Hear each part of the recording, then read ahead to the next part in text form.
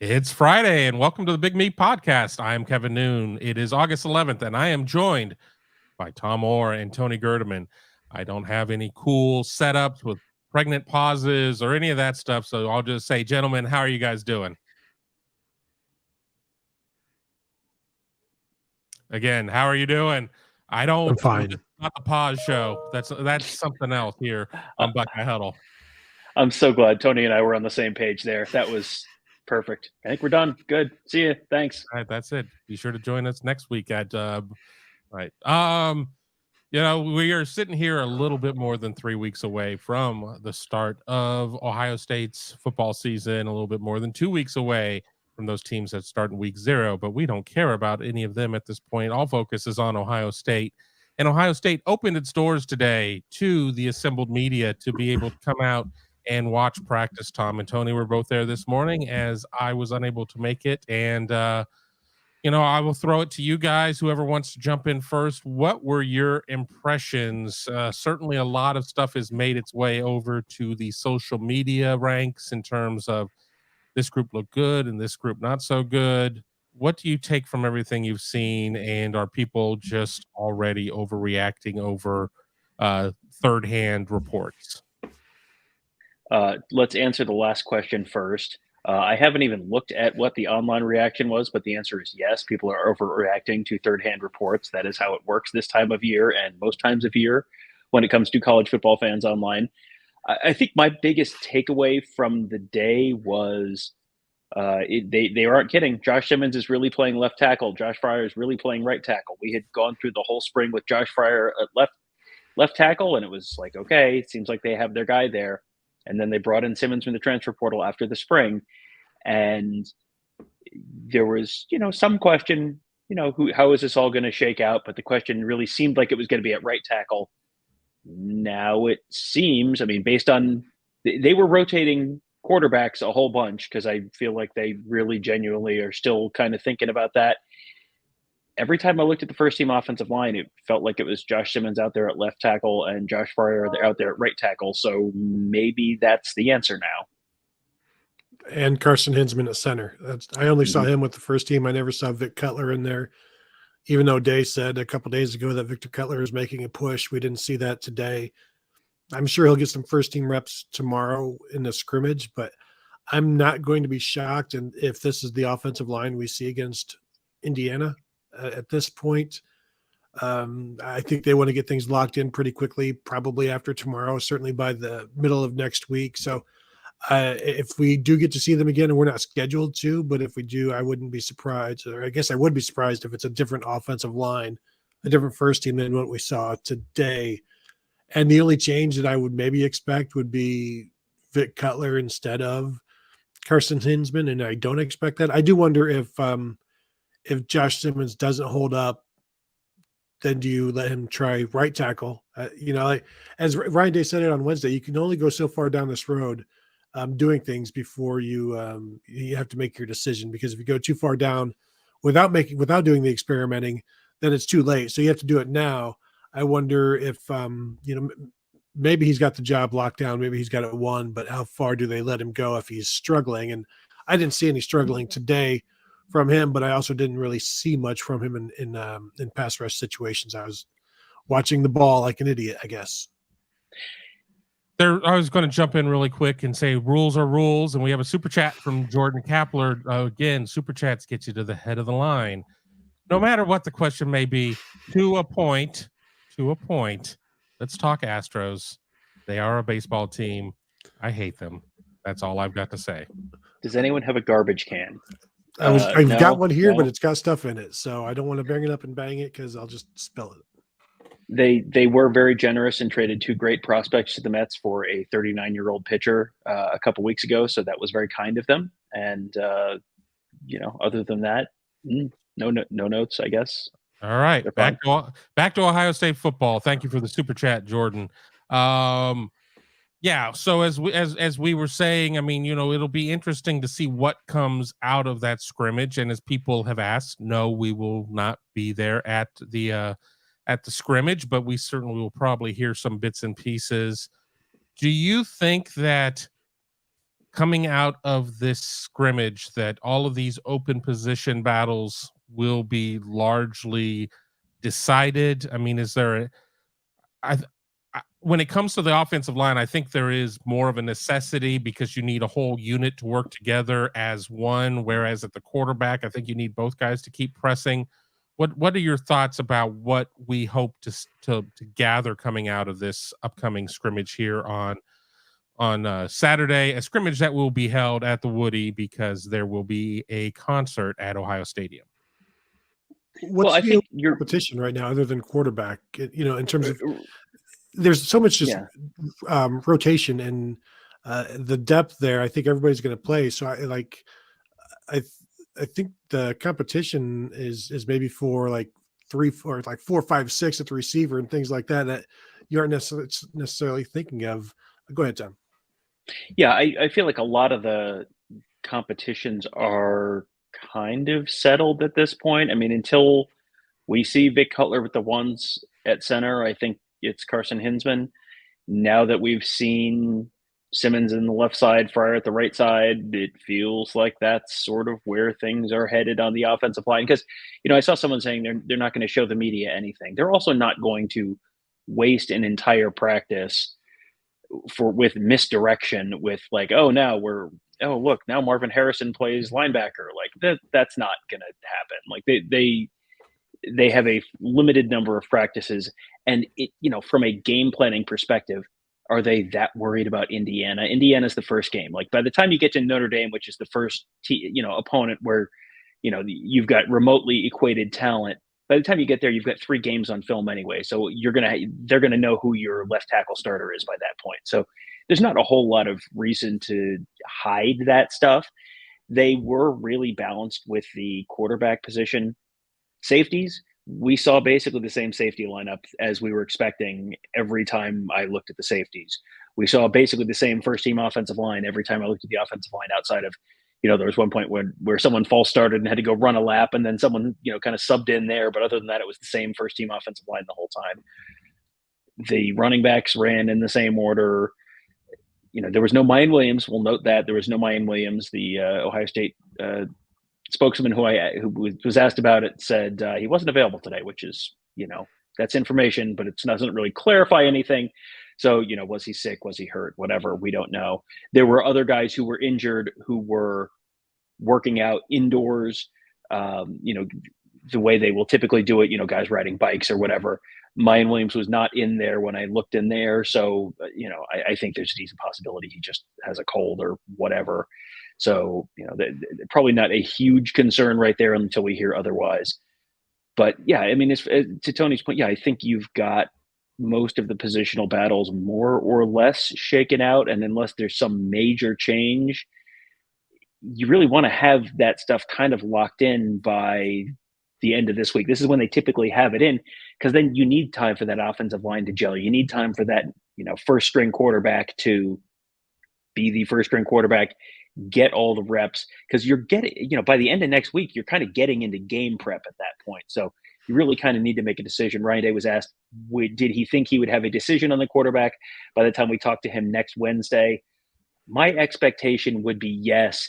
His answer was no, not necessarily. So we talked to the offensive line on Tuesday. I'm guessing we'll get a little more finality on where things stand with them on Tuesday. And then Wednesday, I think there's a decent possibility Ryan Day has a good idea who his quarterback is by next Wednesday. Do we know who it is by next Wednesday, or is that something he just keeps internal? Yeah, I think he would tell. I think he would let it be known. Honestly, I was just looking to see. So Justin Fields was announced as a starter on August 19th to give everybody an idea of when these things can happen, and it was never a competition, but that's when he was named a starter. CJ Stroud, August 21st, over Kyle McCord. So that's pretty much following 2 scrimmages is when the announcement comes. So I'm not expecting it to be, if it is this coming week, I would be surprised, and maybe that's indicative of a fantastic scrimmage or a poor scrimmage, but I don't know that you want to name it at that point, if things are really back and forth, I don't think you want to just rely on a week and a half of practice and, essentially 2 weeks of practice at that point and a scrimmage. I think there's no reason. Nobody's going to hit the portal, as you guys have said. So it's usually after that second scrimmage when a guy is named, but also it's never been this close. None of his previous quarterback battles have ever been this close in fall, and he said as much on Wednesday. So this could go farther, in time, and it wouldn't shock me. And as I saw somebody else mention that if the starting quarterback doesn't perform up to standards, then there will be an opportunity to replace him.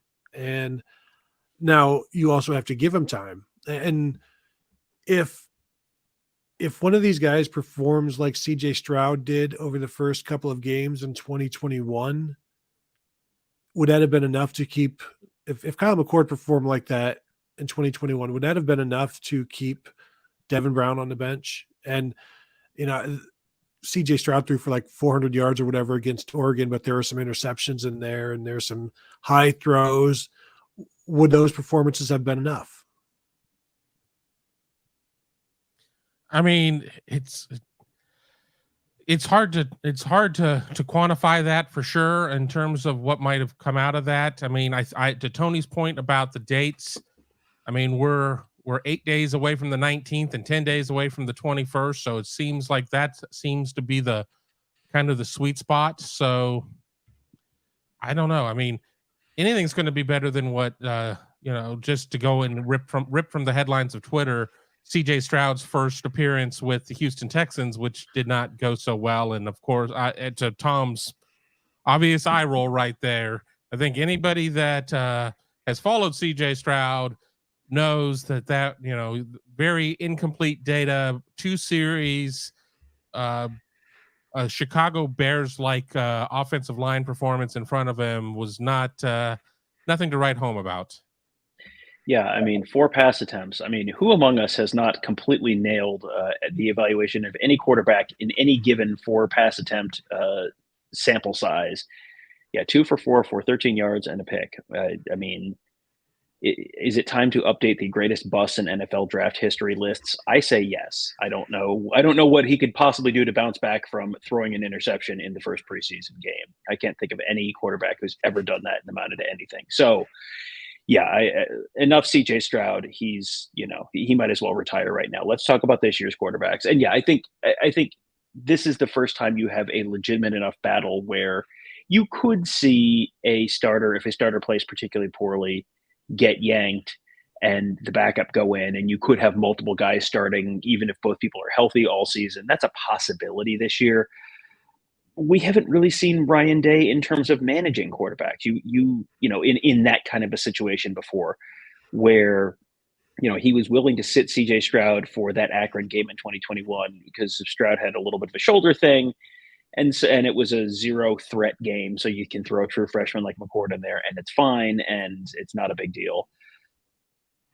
We haven't seen that because you have to be careful about the mentality of a young quarterback. If you pull them and then you have to put them back in, you don't want people looking over their shoulders all the time. I mean, you don't want to do the 2015 thing either, where you get to the game and no one knows who the starting quarterback is. And so there was a question earlier about, are they going to keep this, play this close to the vest to keep Indiana in the dark? Like, I don't know if you followed Indiana football, but outside of 2020, Indiana football remains Indiana football.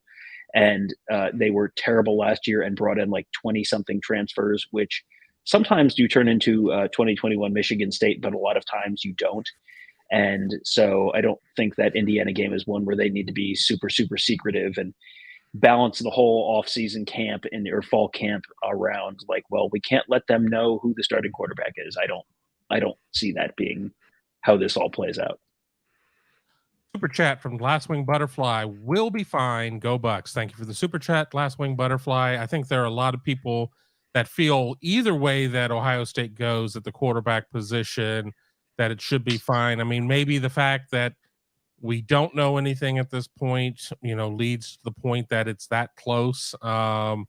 So, it's hard to tell. I mean, I've gotten into a debate on social today about, I don't see any real upside for announcing a quarterback weeks in advance. I don't think that there's a lot to gain. It's not like you're going to sit there right now here on August 11th or August 12th or August 15th and say, well, we're going to go 80% reps for our named starter and 20% reps for the other guy, when neither of these guys really have a ton of reps. They both are going to need reps. You're running both fields.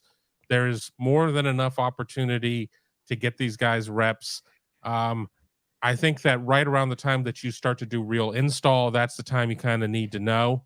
It's a little bit more difficult at that point to be running multiple fields.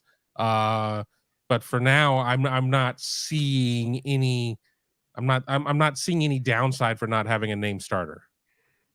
No, I would agree. And as we've watched these practices, you go back to when in 2021 it was CJ Stroud that was always going first, even though Ryan Day was always like, no, they're going back and forth. You're just not seeing it.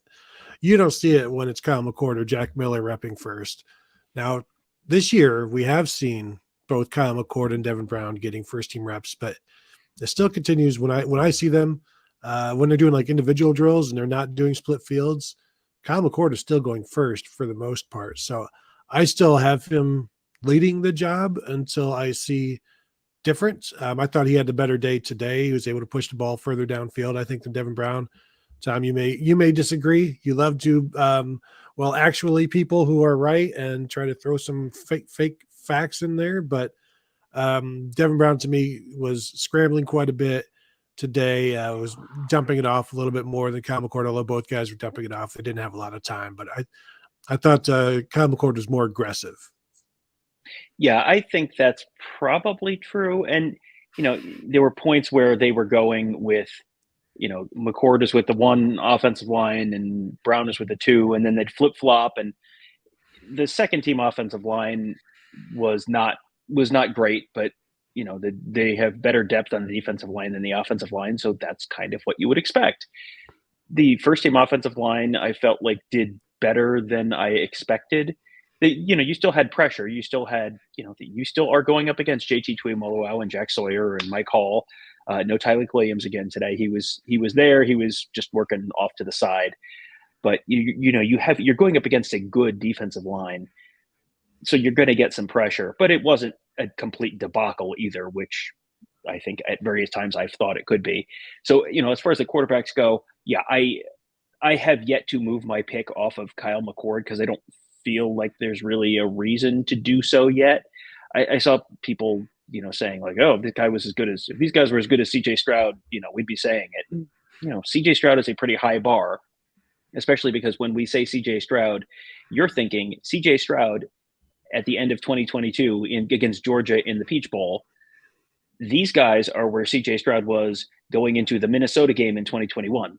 They're this is not the same as the finished product you saw at the end of the 2022 season. So no, they are not going to be as good as CJ Stroud was at the end of the 2022 season when they first step out on the field in a couple weeks. And that's fine. That's not really the bar they need to clear. They need to be fine, solid, okay, good. Now, I think probably both of them could be just fine and get Ohio State through, the first 3 weeks with no real concerns and head into Notre Dame and maybe even beat Notre Dame with either one of these guys. They don't have to be perfect yet. There's a lot of time. There's a lot of development that's going to happen. And, how often do we hear Ryan Day talk about, you don't really know what you have until you're, thrown into a game situation. How many really, truly meaningful snaps against similar competition have these guys taken? Really kind of none, because they've played a lot of garbage time. They played, McCord started, but he was against Akron, which is like, scrimmaging a team from 2 divisions down. So you won't really know, but I don't think I walked away from that practice thinking like, oh, there's a real cause for concern with the quarterbacks here. Mika Hanna kind of jumping in. I'll get to Ryan Dawes' super chat here in a second about Tyleik Williams. And you did mention he was off. We saw him during practice 1 slip a little bit in the grass, and they ended up putting a knee sleeve on him. And it just appears, this was only the second practice that was open to the media. Appears that he's still kind of being held back a little bit. Of course, at this point, we don't know if a game was tomorrow, would he be able to go? they're not going to risk anything in practice and try and push a guy too fast, too far. I mean, I think that, and I'm not here to speak stuff into existence. We saw what happens when you try and push a guy too fast with what happened to JSN coming out of the Notre Dame game, and impatience for him to get back on the field, and it ended up costing him the season. At this point, I think Tyleek is somebody that you don't need to rush back and get those extra couple of reps for, make sure everything is hunky-dory before you put him back out there. Well, and Tywan Malone was the guy who was stepping in there and replacing him. So, while Tyleek Williams has been around long enough that he doesn't necessarily need those reps, Tywan Malone just transferred in from Ole Miss, and while they're not counting on him to start, the value of each individual rep that he can get, especially with the ones going against the ones, that's really, really big for him in terms of having, preparing him to be at least a role player this year, and potentially more than that a year from now. Super chat from Ryan Dawes. Do you three think this O-line version of musical chairs is being helped or hindered, or a combination, by the D-line's awesomeness? Yeah, it's certainly being hindered. I wrote about that a little bit in my practice report. There was one instance where Kyle McCord was with the second team offensive line, and his guards were walk-on Quentin Burke and walk-on Toby Wilson. And Toby Wilson and Vic Cutler were going against Mike Hall, and JT Tuimoloau was a defensive end. So you've got Tegrish Ebola as your backup left tackle dealing with JT Tuimoloau, and you've got like I said, Cutler and Toby Wilson dealing with Mike Hall. That's not a recipe for success. All due respect to all three of those offensive linemen, the two guys they're going against are NFL players, and certainly one will be a first rounder, the other might be as well. But Kyle McCord had no chance throughout a lot of his time with the second team offensive line. I assume Devin Brown, but perhaps that's why he was running so much. It was as well once you get to that second team offensive line. But second team offensive line, I don't think is a reason for concern. I just think it was interesting that Enoch Vamahi was with the threes when in May, Justin Fry was saying he's one of our 5 best. So I don't know what that was about. Perhaps nothing. And Austin Sierreveld, the freshman, he had been with the twos previously. He was the number 3 left guard. So who knows? Quentin Burke has been around for a long time, got his black stripe off, I believe, in the spring, finally, as a walk-on. But the mixing and matching behind the first 5, I don't think is really much of an issue. But the mixing and matching of that first 5, as Ryan Day said, and they always say, we got to find the 5 best, and then you find where they fit best. And as we said at the start of the show, I think what they've found now with Josh Simmons at left tackle, Josh Fryer at right tackle, to me, that was always the ideal way things would work out when they brought Simmons in, because Fryer, even though he wasn't getting any competition at left tackle, I think we all agree he's better suited for right tackle. And if Josh Simmons can come in and win that left tackle job, that would be fantastic. I think it'd make the line better. Now, the question I have is Simmons there because they're hoping he's going to win it, and so they're giving him that opportunity, or it's too early to say he's won it, but how long do you let that go? And is this, their hopes will be realized or dashed, I think, by what they see on Saturday. But even then, how quickly do you give in? Do you try to just, okay, he's still learning. He played right tackle last year. Left tackle is going to be a little bit more of a learning experience. So you got to let him take these beatings like this, and he'll get better for it. And he will, but you can only get so much better before you start to break down, I guess. And I cannot play at this level, and I think there's a danger there as well. Yeah, I think they are. I don't know that this weekend is necessarily the single defining moment for the offensive line. There's a possibility if they come in next Tuesday and say, we have our 5, I think that's great news for Ohio State, because that means that they are comfortable with Josh Simmons at left tackle. It would not surprise me if they said, we're going to give it another week. We're going to see where we are after the scrimmage on that would be the 19th or whatever, if they have another scrimmage that Saturday, or that, at some point that weekend. That would not shock me at all. If you don't have an answer after that, that's a problem, because then you're getting into, where they really view kind of the last week and a half as game week, essentially. So you really need to have your answer by then. the longer this is sort of an open question, the more I think it becomes a little bit of a concern. But again, based on what we saw, I was not as concerned as I expected to be about the offensive line. To your point about Enoch Vermahi being with the third team, Enoch Vermahi was also when one of the guards false started. Enoch Vermahi was also and had to go run a lap. Enoch Vermahi was also the guy who stepped right in. They were mixing and matching twos and threes, and they had G. Scott and Jelani Thurman out there with the twos, and I thought, aha, this is the 12 personnel package with the twos. So that means that Joe Royer and Keith Stover are the 12 personnel package with the ones. And then I look over and Joe Royer's running with the threes, and then G. Scott's out there with the ones, and it was just kind of like, all right, well, no one knows anything. It's fine.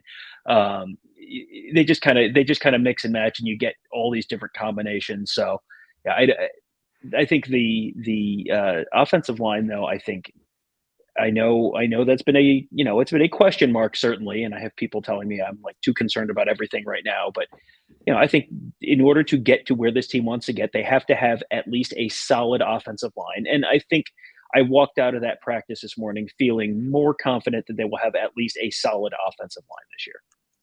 Well, I think one thing too that gets overplayed, and I'll get to Adam Baker's comment here in a second or question, is everybody talks about, oh no, the second team offensive line. Well, if you're playing your second team offensive line 5 across, I mean, something has gone really bad, really bad.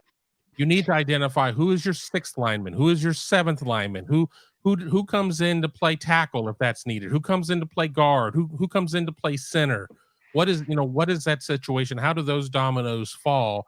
And then you're playing 4 starting linemen and then that additional player that's in there. There's not going to be a scenario likely of where you're playing your entire second team offensive line. So when I read tweets about, the second team O-line was this or the second team O-line was that, it's very inaccurate because you're not going to see the line come out in that configuration. And if you do, it means that one of the buses got lost on the way to the stadium, or there was a power failure and people overslept in the dorms, or whatever. It's not going to be that case. But to dovetail into Adam Baker's question, is Luke Montgomery our third tackle?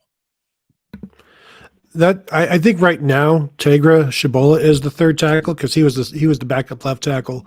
Luke Montgomery to me is clearly the fourth tackle right now. He was the backup at right tackle, and Zen Mahalski was with the threes at right tackle. I think the other interesting question is something that somebody else mentioned. Wingman Ted, is Montgomery athletic enough to wear the number 41 jersey and be the extra lineman in the Bison package? That to me is very interesting because Luke Montgomery was a very talented tight end in high school, very talented defensive end in high school, an athletic guy, and that might be a way to justify burning a red shirt, because you want him to get some experience. Usually it's that next guy in who does that. I think putting a 41 on Tegra would just look odd. Like he's too big for that. Could it be Enoch? That I think maybe that was my assumption earlier in the preseason, earlier this spring, that he would be that guy. But Montgomery is a very interesting idea. And as Ryan Day said, he's not left-handed or right-handed. He can do different things. I think that would be an interesting way to get him on the field and ready for next year. But ideally, there's not a starting job open at tackle next year either. But we've seen Paris Johnson start at guard, and so there will be at least 2 jobs open next year, or perhaps 2 jobs open next year, and that would be a good way for Montgomery to start to get ready to compete for one of those jobs. Yeah, that would be a very nice kind of gradual transition to the field for him to go from, if you are the guy in the Bison package, to then you maybe replace Matt Jones as a starting right guard next year, to then you maybe move on to a tackle position the year after that. I have always, I think the question is, are you looking at that position as the third, is the Bison position the third tackle, or is it the 6th offensive lineman? Because it feels like Enoch Vermahi might be the 6th offensive lineman, the guy who they would be most confident in, that this guy is 100% game ready and no questions about strength or any of that kind of stuff, or no, understanding the playbook. Vermahi might be the 6th offensive lineman. Tegra might be the third tackle. but Montgomery might still end up being the Bison. That's kind of an interesting mixture of, and there's nothing that says they can't have more than one of those guys do that too. I mean, that's a possibility as well. Share a jersey? Just one enormous, like the 3 kids in a trench coat thing, but with a jersey, like an 8XL jersey. Yeah, I think we may have just hacked these 3 dudes are reporting as eligible. One of Dewan's old jerseys. Yeah, there you go. Odysseus 2002 asking a question that I'm curious about. Where is Hungry Huddle headed week 1? And I'll say this, that our travel to Indiana doesn't lend itself to a convenient answer, because we will be going out the morning of the game and staying in Indianapolis after the game, just because of the way that just works out better that way. So do we do a Hungry Huddle in town game week before we leave so we have something ready, or do we do something when we come back, but then we're probably just going to end up at a late night sports bar type of situation? And I'm really not looking to do we've already done wings for Indiana before, so I'm not looking to do another wing joint. We'll have to kind of talk that one out. I mean, what are your thoughts? The general public wants to know. We have like 5 more trips to potentially make to Indiana over the course of the year, so I'm not that worried about missing out on insufficient Indiana food content this year. I'm sure we'll get something done while we're in South Bend, and we'll probably get something done while we're in West Lafayette. So, and every once in a while, Ohio State gets to go back to Indianapolis in December too. That's a thing that has happened in the past. So you never know. But I would guess maybe we'll do something here and have it done. I generally, by the time we're done with a full day of football coverage and also driving there, and then a full day of football coverage, and then a full post game show, I don't think any of us are generally number one, particularly camera ready. Number 2, particularly ready to do more work, ready to edit more content. Yeah, I will have 3,000 photos to go through at that point from the game. So yeah, I would guess we'll probably do something earlier in the week or something like that, and you'll get your Indiana food content later in the year. Yeah, that late after a game, because that's a 3:30 game, so we'll get out of there like 10:30 or 11, and it's just whatever's open. And then we have to get to Indianapolis unless we try and do something in Bloomington, and at that point we're probably just going to be ready to get out of Dodge. So yeah. I don't know. I think I suggested a few weeks back there's some Ohio Valley pizza here in Central Ohio that we could knock that off the bucket list and never have to do it again. So you're already giving it a rousing endorsement by saying never have to do it again. We'll have to see on that one. Go ahead. Well, I will raise my hand and suggest Hound Dogs. I will. I would like to do Hound Dogs as a campus food pizza option that we have not done yet. That's one of my favorites. Odysseus wants to know better food: Bloomington, West Lafayette, and South Bend. Bloomington, we rarely stay in Bloomington, so I don't have a ton of Bloomington food opinions. West Lafayette has really, really good Mexican place in just this really nondescript strip mall right off of the highway, which is bizarre, but it is fantastic Mexican food for very little money. It is called El Rodeo, I believe, which is Spanish for the rodeo. Not many people know that. Yes, that's not a little culture for you there. So yeah, I don't know. The only thing I've eaten in South Bend was when I was there for a game 15 years ago. They had a Knights of Columbus steak sandwich thing on, basically their version of the Oval for charity before the game, and that was quite good. So I guess I'm going to say if the Knights of Columbus are there, South Bend is at least in the conversation with West Lafayette. But if not, I will go with El Rodeo in West Lafayette. Let me check Yelp. I was going to say the big place to go to in West Lafayette is that XXX burger place where they have a burger that has peanut butter on it. I've tried it. I'm glad I tried it. I don't need to do that again. It's a cash-only establishment. really good root beer. The burgers were fine. I mean, I've been there more than once. I've been to El Rodeo, and it was fine. I mean, for Indiana Mexican food, I'm sure it was great. For actual Mexican food, I don't know if I remember that. All the finest chain restaurants are on that main strip, whatever that is, 37 in West Lafayette. In Bloomington, there is a really good steakhouse called Janko's Little Zagreb, and we were going to try and go there and just weren't able to, but maybe there will be a time where we get to stay in Bloomington and knock that one off again.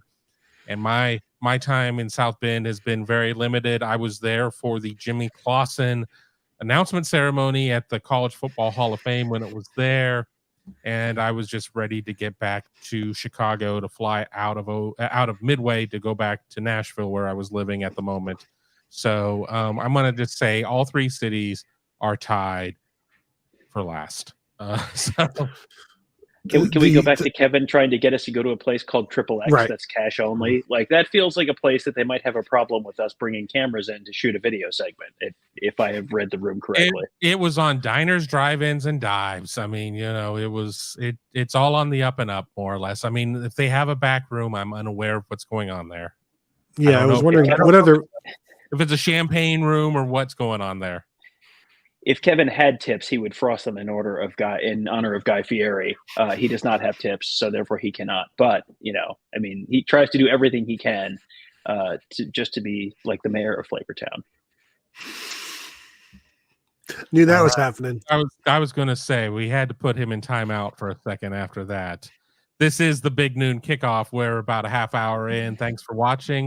It's myself, Tony Gerdeman, and Tom Orr, who's now been moved to the end of the line after his warning, and we're here to talk about what we've seen in practice and plenty of other topics. We got about 15 dozen questions in the queue right now, but we'll continue to get through those and maybe even talk a little bit about the world of expansion. I do want to bring this one up because it came out today, talking about the Pac-12, that the Pac-12 apparently had a deal as late as October or November of 2022 with ESPN, an offer on the table for $30 million a team, and the Pac-12 said, make it 50, and ESPN said, goodbye. Talking about overplaying your pair of twos.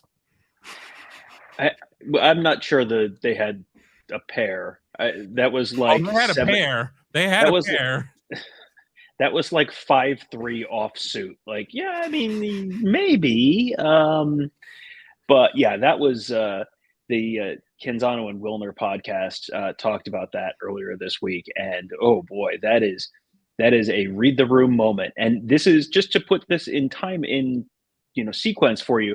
This is before the Big 12 signed their deal. So the Big 12, who's getting all these kudos for signing that deal and jumping the line and getting it done early, and that the deal that saved their conference. Before that, the Pac-12 had the opportunity to sign a $30 million deal and thought, no. Our house, which just 2 rooms just fell off into the canyon next to us. This house, no, this is worth $500,000. How dare you try to offer us $300,000? We are insulted by your offer. And how did that work out for them? Turns out not great. Turns out they may have misread the room and the market a little bit. Oops.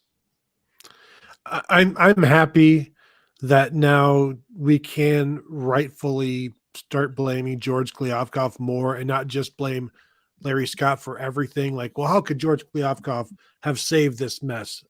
Clearly he could have, and he chose not to. Now, commissioners work at the behest of the university presidents, but it's also the commissioner who is supposed to provide them with the accurate situation and reality.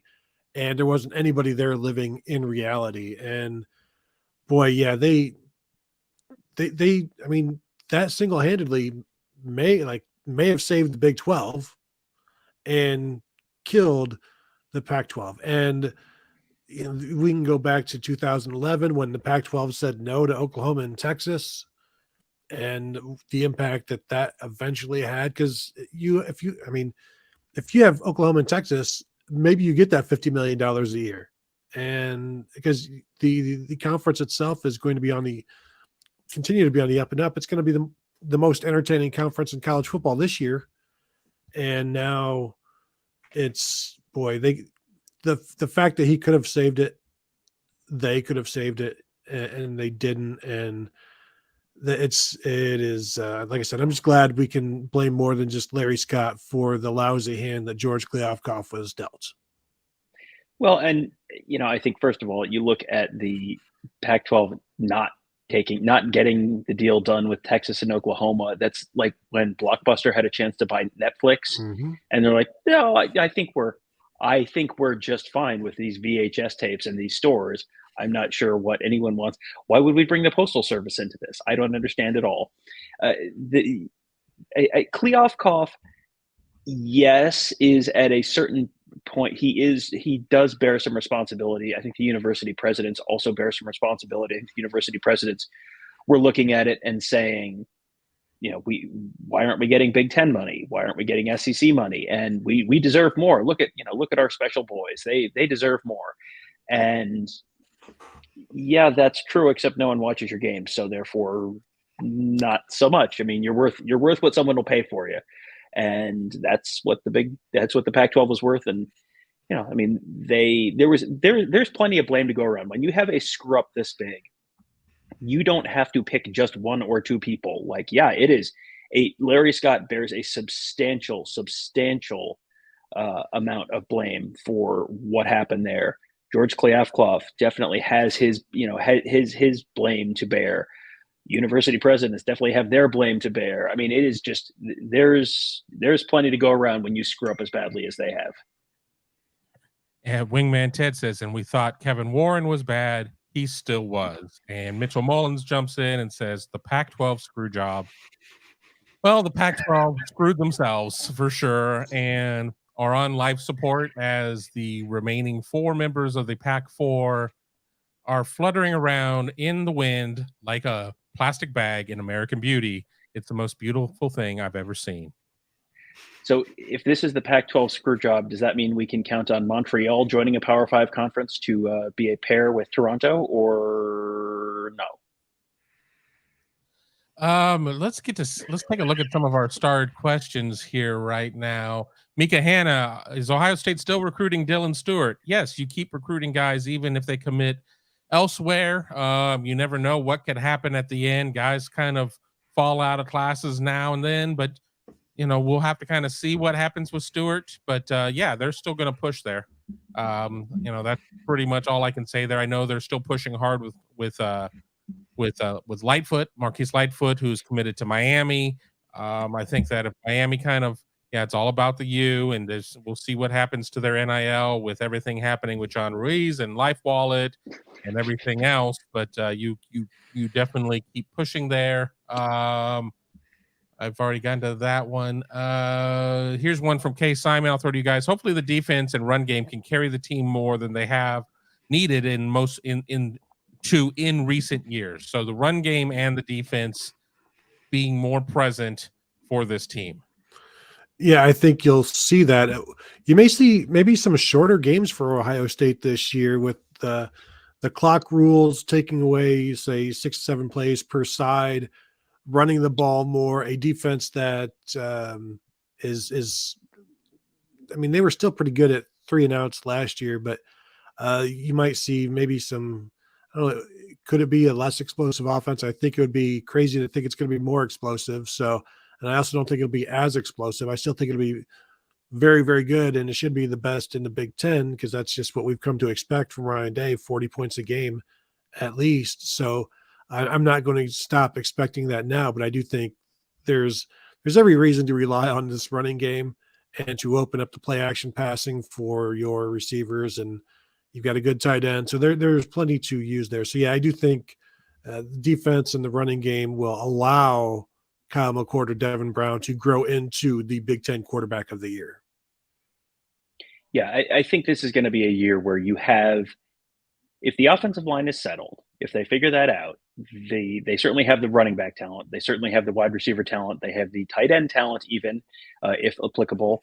And the defense is going to be better. I think you've got all the pieces there to make it so it's not all on the quarterback. This is not going to be the 2018 offense with Dwayne Haskins, where there was no defense and also there wasn't much of a running game. And it was just like, well, Dwayne, hope you can throw for 700 yards because we're going to need them all. There's enough supporting cast that I don't think you're necessarily going to, there will not be as much on the quarterbacks as there probably has been in some previous years. Rushman pointing out something I just saw on social as well. Jordan Seaton, the offensive lineman out of IMG Academy, will be taking an official visit to Ohio State October 6th. I believe that it was On3 that put the news out about that. Also getting official visits, according to that report, LSU, Florida, Oklahoma, Oregon, and South Carolina. So we shall see. I don't know if I want to live in a world where South Carolina gets two big commits like that. Who the hell do they think they are? Columbia is a dump. But and what? Yes. Visiting for Maryland week. That's that's going to be. They're going to put on a show for that. Yeah, it probably would have been better to have him during a more meaningful game, but just the way that schedules work out, that's where it's going to be. But I would rather have him there for Maryland than not have him there at all. So we shall see where things go from there. Wingman Ted, can we get to the real impact position discussion? Nobody's talking about the kicker. Do we still have 3 on scholarship? Tony, I know you love special teams, so get in on that. Well, you've got Parker Lewis. You got Jesse Mirko as the punter. Well, Casey Magyar, who is a transfer from Kent State. I don't know if he's on scholarship. I don't think so. Jaden Fielding, who's this kickoff specialist. Is he on scholarship? I don't think he is. He came in as a walk-on. Yeah, he came in as a walk-on. Noah Ruggles obviously gone from last year. I feel like I'm forgetting someone. Am I forgetting someone? The kicker turned corner. Oh, Jake Seibert. He's gone. He transferred out to Northern Illinois, I believe. So yeah, I think that's it. My assumption, until I hear otherwise, is that it's going to be Parker Lewis, but we have not seen any kicking. We've seen punt. We have not, and guess what? It will be Jesse Mirko this year, so can confirm. But for kicking, we have not seen any place kicking during our practice windows. So yeah, I think my assumption is Parker Lewis, but we haven't officially heard that yet, as far as I'm aware. Nobody's even asked. Like when we, it will eventually become a question like that is going to be asked. Hey, Ryan, what about the kickers? Oh, thank you for asking. We have not talked about the kickers. And then you get a little bit of an update, and some people write about it.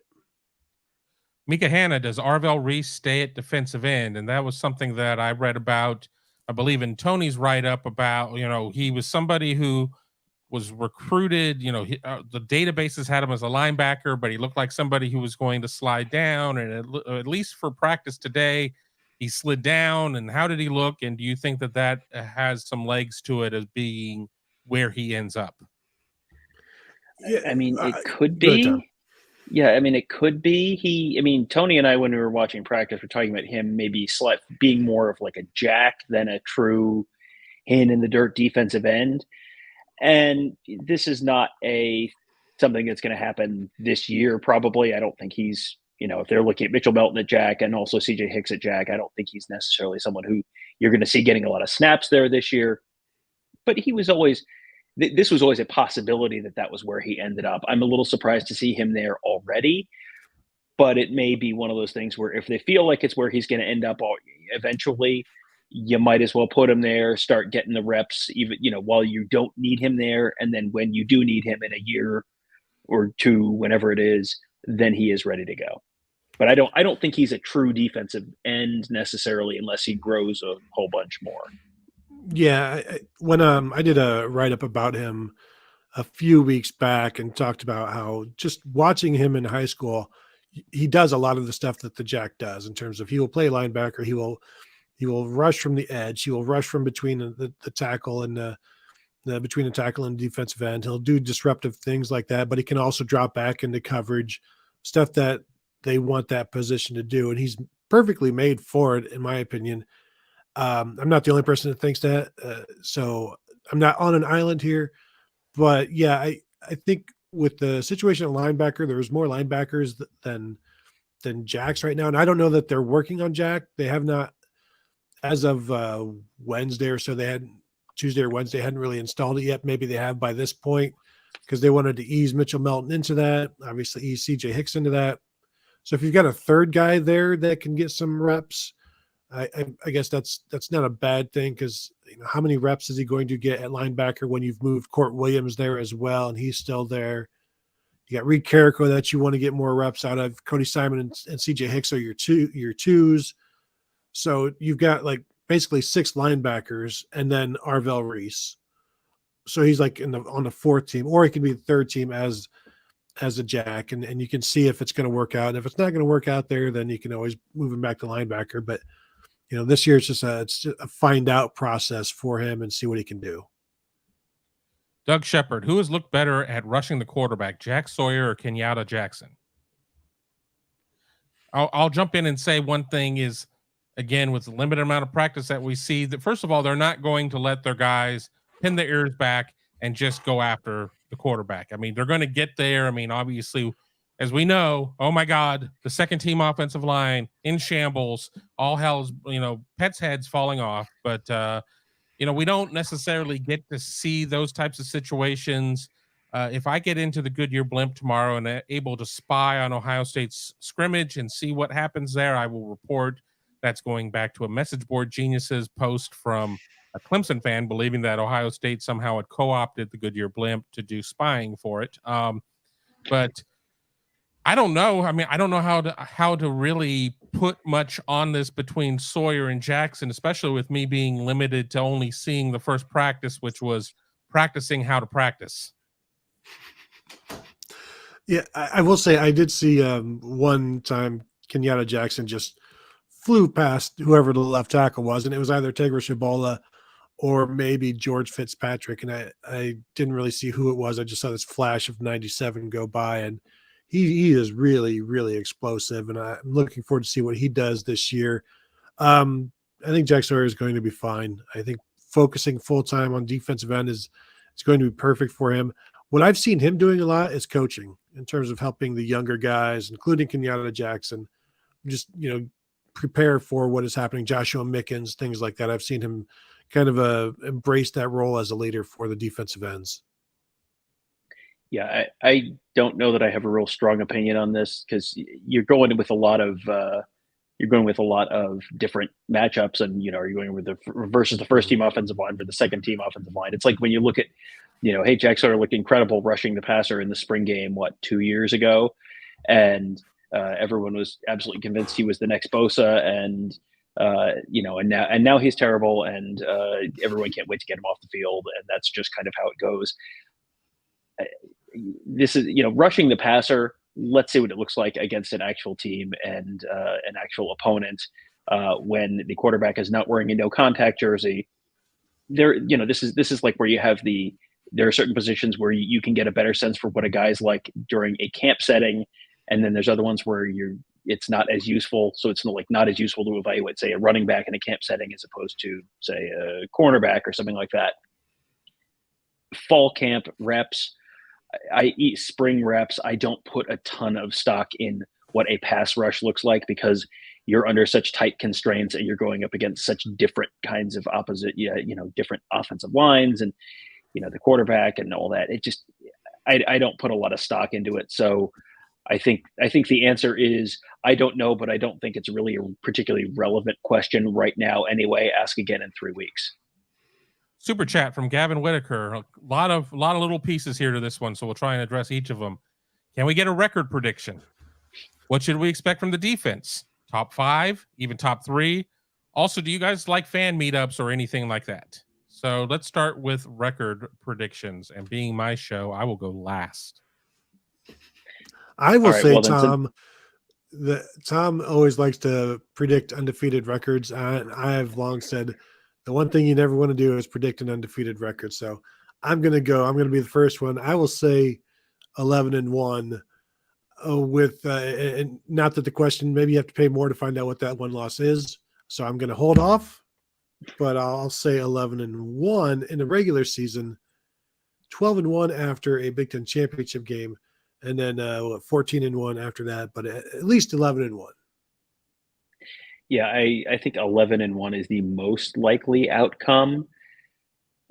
It's probably 11-1, and then 10-2, and then 12-0, and then 9-3, probably. Just because if they were playing Michigan's schedule, I would say 11-1, and then 12-0 is the more likely. But they've got a trip to Wisconsin. You've got a trip to Notre Dame. I mean, these are all losable games. I know. I see we have a Notre Dame fan in the comments who has apparently been in a coma. Yeah, a Notre Dame fan has been in a coma for the last 30 years. I have bad news about your bowl record, bud. Real bad news about what's happened since you slipped off into a coma celebrating the 1994 Cotton Bowl win over Texas A&M. It's been bleak. Anyway, you have losable games in there. They could lose to Penn State and Michigan. These are teams that are all, by virtually every preseason ranking, Penn State, Michigan, Ohio State, all top 6, top 7 teams in the country. You're playing one on the road, one at home. Odds are you're probably losing one of those games. And then you have other losable games at Wisconsin, at Notre Dame. And whatever you do, don't look up at Ohio State's record at Ross-Ade Stadium. I'm sure it's fine. What could possibly go wrong? So, odds are they lose one somewhere along the way, maybe 2.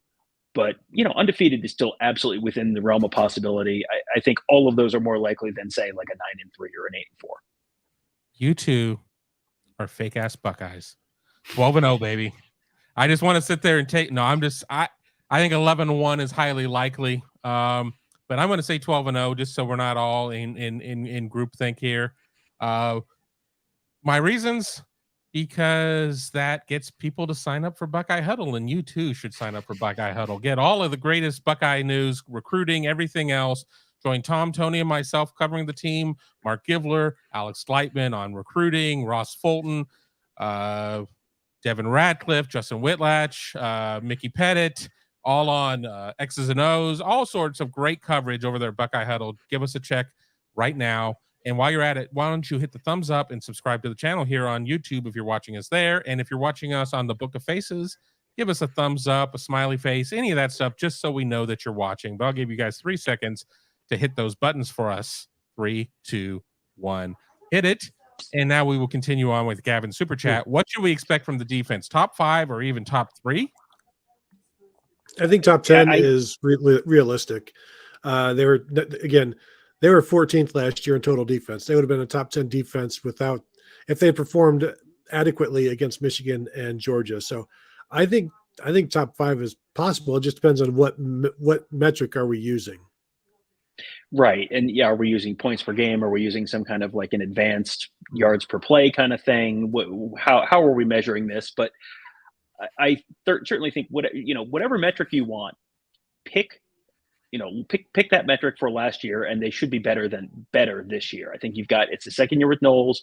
You've got a veteran, very talented defensive line. You've got a veteran, very talented cornerback room. You go back to 2019. I'm not saying they have a Jeff Okudah and a Chase Young, but you go back to 2019 and you had the pass rush, you had the corners, you had a really good safety play there. If you're even most of the way there, you're even 75, 80% of the way to what they had at those 3 spots in 2019. This is a top 5-ish defense, give or take a few spots. The difference with as good as the offense should be, the difference between a top 3 defense and a top 5 defense is pretty much irrelevant. If they are a top 5-ish defense with what this offense should be, this is a national championship caliber team, a legitimate national championship contender. I think they are going to be better on defense, and the question is just, are they top 10 better? Are they top 5 better? Either one, they're going to win a lot of football games this year. Yeah, you got to Georgia's going to be a top 3 defense. It generally always is. They're going to return a ton over there. So we're dealing with either 2 or 4 more spots based on a top 5, top 3. I agree exactly with what both Tom and Tony said in terms of what metrics are you using. We're using yards allowed. You get all sorts of things that try to pass for what top defense is. I mean, there's so many more, expanded, enhanced stats and everything else that you can kind of get into that are much more representative snapshot of what it is we're seeing. But I think this is definitively a top 10 national defense, getting even a little bit higher than that in terms of where it ranks. And if let's just say that the defense is 20% better than it was last year under whatever metric it is you want to use. And even if the offense is 20% worse, it's still going to be a huge net gain, because you don't need to score 44 points a game if you're only giving up 13. So I think this defense has all the trappings of being a very solid defense, of being a top defense. Ohio State generally has been really good against the run. Michigan kind of went opposite of that last year with the 2 big runs by Donovan Edwards. But I think that, to Gavin's question, that we're looking at a defense that is in the argument of being top 5, but you have to be top 5 consistently. You can't be top 1 against Western Kentucky and Rutgers and everything else, and 84th against Penn State and Michigan, and expect to have the results that you're looking for. I still do want to see proof from the safeties. Real quickly, just for our baseline here, establishing our baseline, yards per play last year, Ohio State 34th in the country. Points per drive last year defensively, Ohio State 12th in the country. Available yards, which is basically, if you give them the ball on the opposing 10 and they can have 90 yards to go, and they go 30 of them, that's 0.3. So 0.3 repeating, I guess. They were 7th in the country in that last year. It really just kind of depends on which metric you want to use there, but they were somewhere between 10th and 7th and 30th, depending on what kind of metric you want to use. And I think they'll be better on pretty much all of them this year. And then the last part here, and then we'll get to Tyler's super chat. Also, do you guys like fan meetups or anything like that? Well, Tony's really shy, but last year we did a speaking engagement with the Ohio State Alumni Association in Atlanta and had a lot of fun with that. Unfortunately, for a game weekend, like just a regular game, our time is really limited. So we don't get to do a lot of things. We've talked about trying to find ways to maybe expand a hungry huddle meal with people, something along those lines. If there's a case of where you're having a tailgate before a game and we can make an appearance, we certainly would love to do that. We just can't set up a tailgate and get all of our requirements done, take pictures of recruits, everything else, and everything that we would like to do. I would love to find a way over the course of the off season to be able to hit some alumni groups and things like that. But, that's all a work in progress. Tyler Shores, why is everybody doubting Henderson? He's a dog. I agree. Are you doubting Henderson? I don't think I'm doubting Henderson. No, they're Buckeye fans. What have you done for me lately?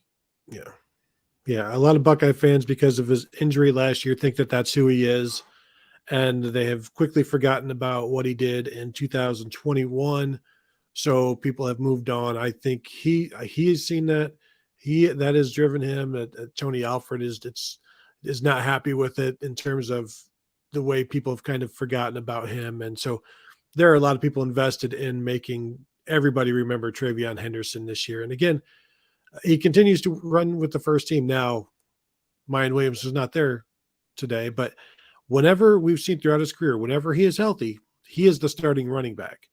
It's just a matter of him being healthy last year. Now, the first game of his career, he was not the starter, but as soon as he was established as, okay, we can play this guy, he kept that job and didn't give it up. And so I'm with you. I think he's gonna.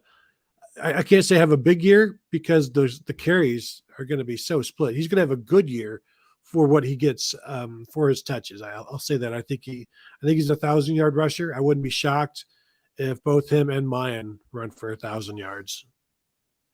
And, we saw him this morning at practice, and there was one where they were just kind of dumping off a little screen pass or something, and he caught it and turned on the jets and was just gone. And you forget, I think really the last time we saw him during the regular season last year was in that actually the last time we saw him period last year was in that Maryland game, and he barely played.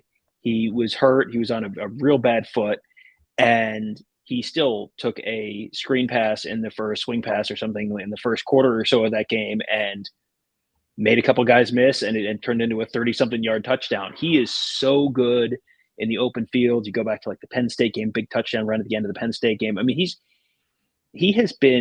someone who I think everyone gets at that short-term memory thing where, well, what have you done for me lately? Like you said, he's done plenty. He has done plenty since day one. He had a 70-something yard reception day one as against Minnesota in 2021. So, yeah, I think you can dismiss or ignore or overlook Travion Henderson at your own peril at this point. Jordan Kapler, even if there are no fan meetups, you can at least tell me where Kevin will be so I can go and boo him. I'm in Pickerington, Ohio right now, tough guy. I'll fight you out back of the Chase Bank. Let's go. Oh, we've got an air tag on him. We can send that information to you just so you'll have it whenever you need it.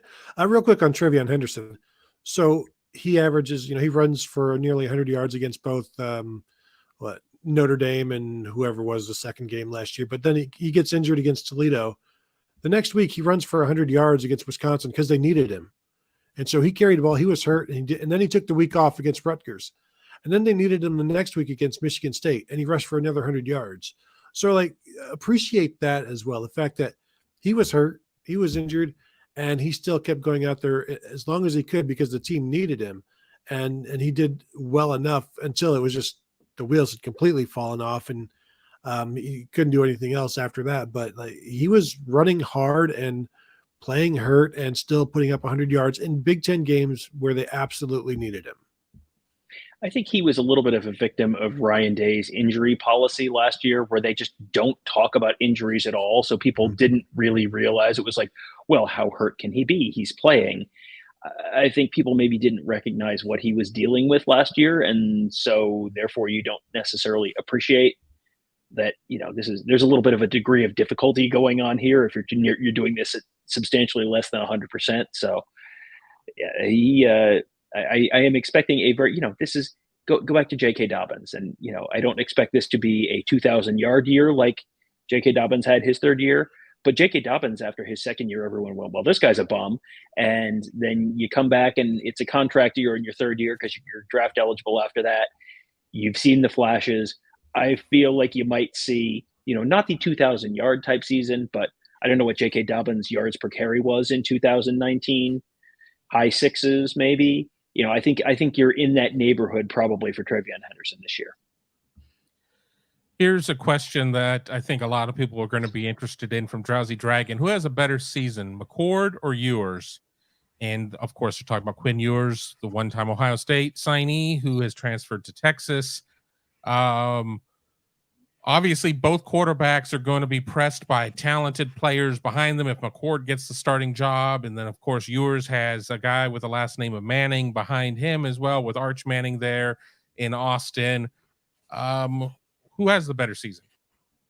You tell us, Kevin. I'm going to say McCord just because of the numbers that I see Ohio State consistently put up quarterbacks under Ryan Day, and Sark is a genius when he's playing with Nick Saban's toys, but we haven't seen this genius come out when he's playing with his own toys. So I also think that if this is the situation and it's McCord starting at Ohio State and Ewers starting at Texas, I think McCord probably has more margin for error based on what he has with him. And that's not taking anything away. Texas has a very talented wide receiver room too. Mm-hmm. But I think that with Texas losing Bijan Robinson and some of its other backs, I think that Ohio State is a little bit potentially more of a complete offense than what Ewers is going to be part of. Go ahead, Tom. Well, I think you have to look at last year's Quinn Ewers season. And he had the great couple drives against Alabama and then got hurt. And everyone kind of remembers that. And then after that, he was just kind of okay. His stats after that are not incredible.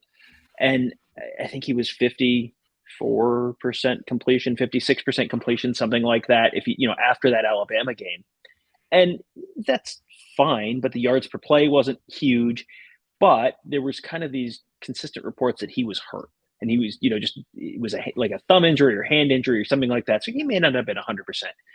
The challenge he's going to have this year is Bijan Robinson is not walking through that door. So how are you? You know, you've got Xavier Worthy, you've got some wide receivers, but there's going to be a lot of pressure on Ewers probably to do it through the passing game.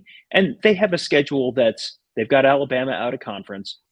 And the Big 12 there's not the Michigan or Penn State kind of team on their schedule this year, where it's, you know, you're facing multiple potentially top 5 caliber teams, but you're going to face a lot of teams in that 12 to 30 kind of range where any week is losable, and you're probably favored every week, but you're not favored by 20 something points every week. So he's going to have to be consistent. We have not seen consistency out of him yet, but maybe that was because of the injury last year. So this is a long way of saying, I don't feel like we really have enough information to make a responsible prediction on this and say, like, yeah, this guy's going to be a bum and this guy's going to be great. I think McCord is probably going to win more games if he's the starting quarterback at Ohio State. There will probably be some statistical measure where Ewers throws for more yards or whatever it is, because Ohio State's probably going to be a little more balanced. But I think McCord probably ends up on a higher ranked team at the end of the year, which is probably all that really matters. Yeah, I think you'll see Ewers throw for 3,500 yards, 4,000 yards, because they're going to throw it a bunch, I think, and they've got the receivers to do that. He was 2-4 last year as a starter in one-score games. One of those losses was to Alabama. He got knocked out. But that's also the story of Texas football, losing in one-score games. So can he help eliminate that? I think he's going to do really, really well this year. I'm looking forward to it. All of this Arch Manning stuff is people who were saying the same thing about Quinn Ewers taking over for CJ Stroud. It's just people not letting all of this hype and these players breathe. And I think he's going to do really well. I wouldn't be shocked if he has better numbers in terms of yards than McCord. I think they could be pretty similar this year and in terms of their numbers. But yeah, Ohio State should have more wins. Let's continue to go through here. Back to the quarterbacks here with Odysseus. Does Day keep Tom Allen guessing and keep the starter close to the vest for week 1? Just for people who are joining in, we've been going for about an hour and 15 minutes. So for those of you who missed that conversation earlier, welcome, and this is for you. Again, I think that there's a point of when you really get into install, you need to have your starter named at that point. You really need to start moving your reps into the right direction so your starter is getting more reps. And we know that there's just no way that you're going to be able to keep the wraps on this. If you sit there and you tell the team, somebody's going to tell their dad, who's going to tell somebody else, who's going to tell me, and then it's going to be out there. I mean, it's just kind of how it works. I like the mention earlier that about keeping Indiana in the dark. It's like, you don't need to worry about keeping Indiana in the dark. Tom Allen has that place locked down. He's got black tape on the windows and he's painted everything black, and it's all darkness there in Indiana. So I wouldn't worry about that. Remember The Simpsons where Homer goes into the third dimension and Marge is like, do you see towels? Are you trapped in a linen closet? That's Indiana football since 2020. Well, Mika Hanna, does our schedule change with the additional teams from the Pac-12? Yes. But they're going to try and save as much of that schedule as they can, but obviously you're going to have to find games for Oregon and Washington, and you can make some arguments that you could put Ohio State gets to do its 2020 trip that got canceled out to Oregon, or you could make the argument that Ohio State gets to finally go out and play that Washington series that got taken off the schedule. But I would expect to see Ohio State's schedule change somewhat. I'll be curious to see, we haven't even necessarily gotten any guidance if they would move off of 9 league games, but let's just say they stay at 9 league games. They're 4-5 this year, 4 at home, 5 on the road. Would Ohio State still be 5-4 next year? But one thing that I think that people are worried about is that Ohio State might get 2 trips out to the West Coast. Highly, highly, highly unlikely. they were making a point to only have teams make one trip out to the West Coast, and I have not run the math on that.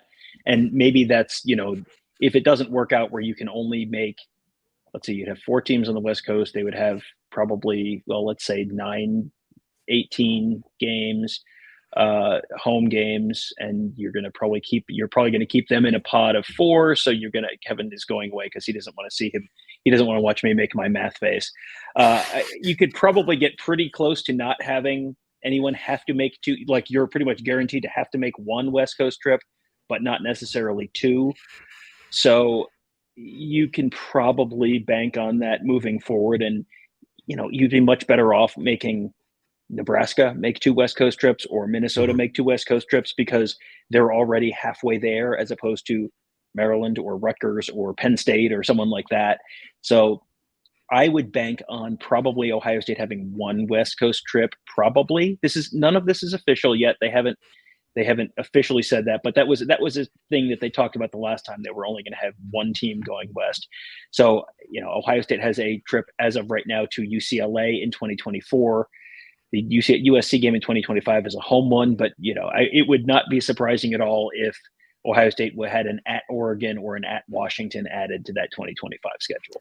Yeah, I won't be surprised if there are no changes to Ohio State's schedule this year or next year, because you're not going to bring Oregon in again when they just had to play at Ohio State in 2021. So maybe the other option would obviously just be bring Washington in, because I don't think Ohio State's they're going to send teams from east of the Mississippi to California or the West Coast twice in 1 year. And we also do need to remember how well the Big Ten set up the schedule for Ohio State and Michigan and Penn State and USC. It was clear that they were trying to give some schools not an easier road, but not a more difficult road to the playoffs. So I assume that is going to continue. It's just a matter of how well they can craft that, and we'll see. But I'm not expecting. I wouldn't be shocked if there's no changes. And really, the only change that we could see would be perhaps Washington, unless some changes in other teams' schedules forced a change in Ohio State's schedule. The trickle down effect may get Ohio State and Rutgers back on the schedule. It may even get Ohio State, Penn State on the schedule in 2025 or whenever. Yes, the old Eastern powers. One of them went back on the schedule. Who's to say? Drew with an interesting point here. The schedule is really soft next year for Ohio State. He would be okay with a change. And I mean, the non-conference schedule next year, Ohio State runs into the situation that Georgia ran into this year with Oklahoma dropping off the schedule. So their non-conference schedule is just hot garbage this year. Ohio State runs into that next year. Southern Miss, Western Michigan, and Marshall, the non-conference next year. And then at Minnesota, Illinois, Iowa, Michigan, Northwestern, Rutgers, at Penn State, at UCLA. We don't have specific dates on those yet. But, if you're going to play a terrible non-conference schedule like that, adding a Washington, like remove Rutgers from that and add Washington to that schedule. And then all of a sudden you've got at Penn State, at UCLA, probably a home, maybe a home game against Washington, home game against Michigan. All of a sudden that's a much more respectable schedule. And with it being a 12-team playoff, if you go 10-2 against a good schedule, you're almost certainly in that 12-team playoff anyway. So you have a little more margin for error there. So I guess that's a good point from Drew. I don't know if I'm sorry I stepped away for a second. If anybody talked about this, but what is the potential that we're going to see any of these home and home series that have been scheduled out of conference actually ride through as the Big Ten moves to 18 teams for next year? I mean, we all talk about, there's the series with Alabama and there's the series with Texas and everything else. I mean, if you're playing, let's say we stay at 9 league games and we don't see the conference move to 10, which is where I think they probably need to be, which again, people will freak out and be like, well, the SEC is only playing 8. But if you're there, don't you need those other 2 games to be home games of where you're getting the gate and everything else and having the economic impact and all that? And does it make it less attractive to go and play another highly competitive game, especially if we're saying if we're staying at 9, going 7-2 in conference may be good enough? I'm going to love the narrative that goes around when it's determined that The Big Ten is going to go to 10 conference games, and so Ohio State is going to have to cancel both the Georgia and the Alabama series. That is not going to look good on Ohio State's part. So they need to do everything they can just to play those games, just to keep up appearances. Well, and they have Texas on the schedule starting in 2025. It's Texas in 25 and 26, Alabama in 27 and 28. There's 1 year in 29 where they don't have a good non-conference team yet. And then 30 and 31, they play Georgia. So, you're basically getting the really, really top of the Big Ten versus SEC challenge starting right there. And, honestly, it's at some point, I think you might get to the point where you basically have a Big Ten SEC challenge out of conference. If those are, if you're at the point where you have a power two, and we're not all that far off from that right now, maybe, but yeah, I mean, based on the number of non-conference series that I think we've all been fairly excited about that have gotten canceled over the years, I'm not holding my breath. Like I just looked at the Alabama series, home in 27, at Alabama in 28, and it's like, man, that's only 5 years away. That's not that far, but it's you go back 5 years. And boy, a lot of stuff has changed in the world and the world of college football in those last 5 years. So, yeah, I'm not super hopeful that we'll get to go watch a game down in at Tuscaloosa, but man, that would be so exciting if we did. But if TV is making these decisions, TV is going to be like, no, we're not. You don't need to cancel those games. We're going to play those. Like they have paid for those games. I'm sure that factored into what they are paying. So if they are calling these shots in terms of, Fox is the one that allowed Washington and Oregon to come in. Obviously, the rest of the TV networks were the ones that allow USC and UCLA to come in.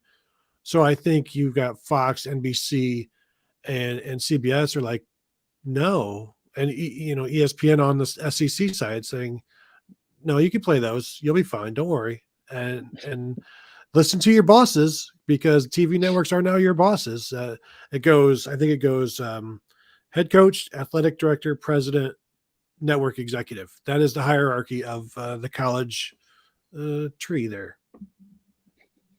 God, country, and core. I mean, it's kind of where we're at with all of that. So, yeah, I mean, it's going to be interesting because there's going to be the debate of, especially at Ohio State, and this is not going to be Gene Smith's problem moving forward as he is stepping down at the end of June 2024, but you need those home games to be able to maintain your budget for 36 varsity sports at Ohio State, and whoever his successor is going to be, whether or not it's somebody out of the Gene Smith tree or not, there are going to be a lot of challenges there, because everybody talks about, well, you're going to be getting $70 million out from the networks. That's your media rights deal. But when you look at what the economic impact is for a home game, suddenly that number is not as much of a windfall, and you should probably stop building extra waterfalls over at the Woody Hayes Center, because you're going to need that money to be able to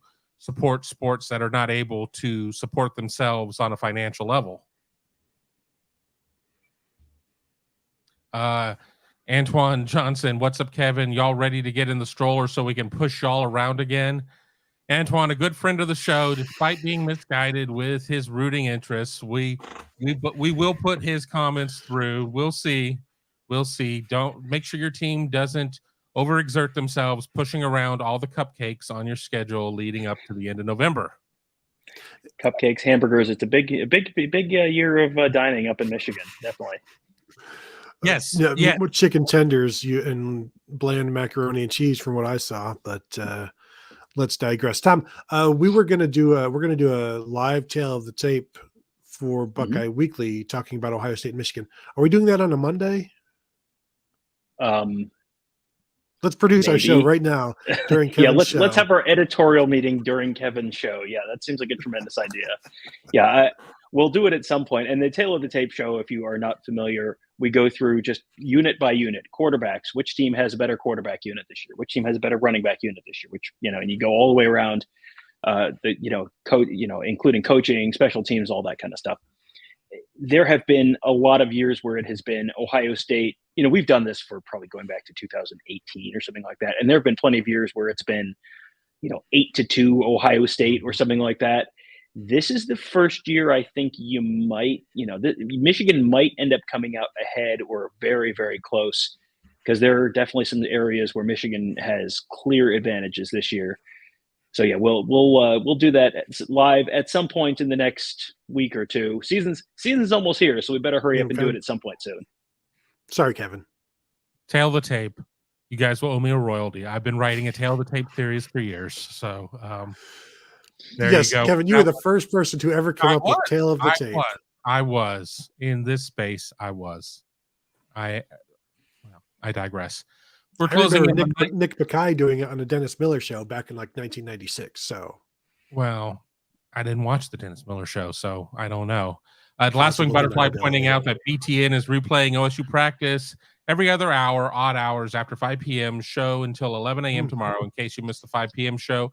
And mixed in with all of that will be other opportunities to watch Big Ten, Ohio State BTN games in 60 and some other programming. So I think it started in the 4 o'clock hour. They were re-airing a game, but a lot of Ohio State programming on BTN, something that fans in the Pacific Northwest are going to be excited about, because unlike Pac-12 Network, it can be seen by more than 43 people. So that is probably one of the big draws as well, when they get to sit there and they know they're going to be on NBC and CBS and Fox and BTN and FS1. And I don't think that they're going to really throw Oregon and Washington that much on Peacock. We did learn this week that it was more money by Fox that allowed Oregon and Washington to join the league. Nobody is taking a haircut, so to speak, in terms of having to give up monies to get those teams in. But then again, that's kind of why Stanford and Cal are in trouble, because nobody wants to pony up a lot of money for them. And Fox making that investment makes sense, because Fox does. We did our very best. Tony and I did our very best to get specifics on exactly how the game selection process works and the order of the draft and all that kind of stuff when we were talking to an executive from CBS at Big Ten Media Days. We didn't get the exact information, but Fox does have, it sounds like, more of the early selections. So therefore, if you add Oregon, you add Washington to the mix, those are going to be more games that are big national games. Michigan, Oregon, Ohio State, Washington, all of those, big helmet games.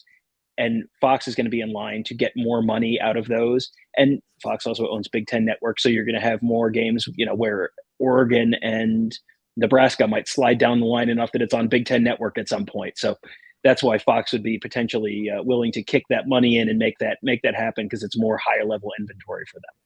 That, and you also get that 10:30 Eastern window, 7:30 Pacific of what do you get for Big Ten After Dark on FS1. I mean, you've got a big window right there for all of that. So it will be really interesting to see once the new updated schedule comes out, if we get like a half step here in the next 4 weeks or so of where they kind of redo the schedule that we talked about, or if they would just wait until October and drop the whole thing on us with dates and everything at that point. Obviously not with networks, because they're not going to do that there, but at least giving you the opportunity to start keeping an eye on airfare and things of that nature, because we do believe that Ohio State will have a trip out to the coast. As John McClain said, come out to the coast, have a few laughs. That's what's going to be coming up.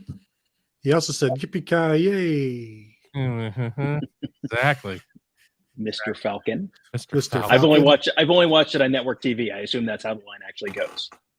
I watched 15 minutes of Blazing Saddles on Sundance, and that was the whole movie after it was edited down or whatever. I always laugh when they try to air it there, and they certainly run the messaging before of, look, there's going to be some difficult topics that are going to be discussed here and everything else. And people forget that Richard Pryor was involved in the writing of this and everything else. But it's about 15 minutes fully edited, sort of like Scarface. Somebody's got to go back and get a whole mess of dimes. They said you was hung, and they was right. I think on that note, we're showing that we're devolving here at the 90-minute mark. So I think we're gonna call it a show and kick off everybody's weekend. It is 5 o'clock Eastern. It is beer o'clock. So I need to let Tony and Tom go so they can get on with their days. And I will wish you guys all a fantastic weekend, and we will talk to you here soon on the Big Me Kickoff.